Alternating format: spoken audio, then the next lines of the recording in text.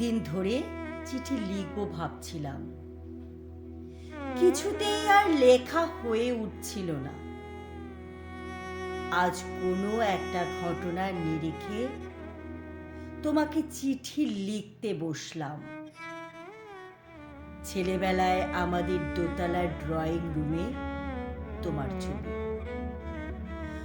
জন্মদিনে পেতাম বই, সেখানেও তুমি।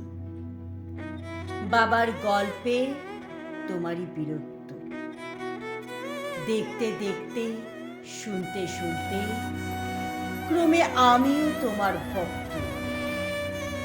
বাবা বলতেন ইন্ডিয়ার আর একজন নেতাজির দরকার ছিল। মা গাইতেন বীর সুভাষের মহান দেশ। দাদু বলতেন ছেলেটাকে ওরা শেষ করে দিল। ঠাম্মার চোখে তখন আঁচলের ফুট। এসবের মধ্যে বড় হওয়া আমিও কেমন একটা ঘোরের মধ্যে থাকতাম। ভাবতাম পারতে তুমি, সব পারতে, যদি আর একবার আমাদের মধ্যে তোমাকে পেতাম। আজ উত্তর 40-এও আমার একই ভোর, তুমি পারতে। কেননা দেশের মাটিতে দেশপ্রেমের মতো জোরালো একটা ঝাঁকুনি দেবার ক্ষমতা তখন আর কারুর ছিল না। এখনো আছে কি? তোমার হারিয়ে যাবার পর দেশে কত কমিশন বসেছে। ভারতের পূর্ব পশ্চিম, উত্তর দক্ষিণে কোনো পীর, কোনো সন্ত, কোনো দয়ালু বৃদ্ধকে দেখে ভুল করেছে সবাই। ছুটে গেছে তুমি মনে করি, কিন্তু ফিরেছে মাথা নেড়ে। তবু তোমাকে পাবার আশায় বুক বেঁধেছে।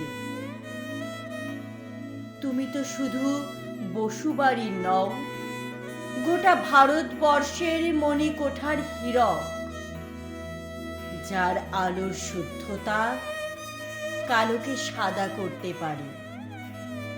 এই বিশ্বাসে ভর করে সবাই ভেবেছিল তুমি আসবেই, কিন্তু এলে না। কেটে গেল অনেকগুলো বছর, পেরিয়ে এলাম জীবনের অনেক গলি খুঁজে।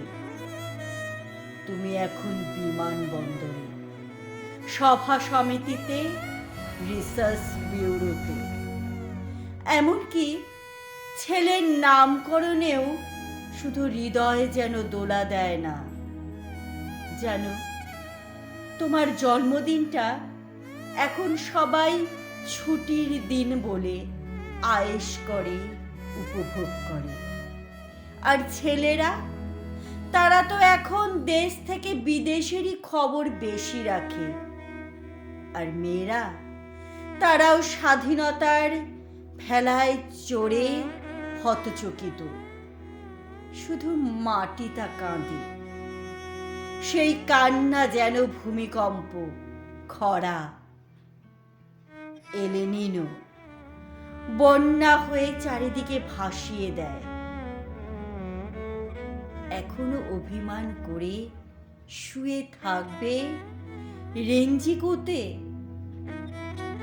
আজ যখন ঘাড়ের ওপর AK-47 নিঃশ্বাস, রক্তের হরিখেলা ধর্মের জিগিরে, তখন শোনাও সেই আওয়াজ, আমি সুভাষ বলছি।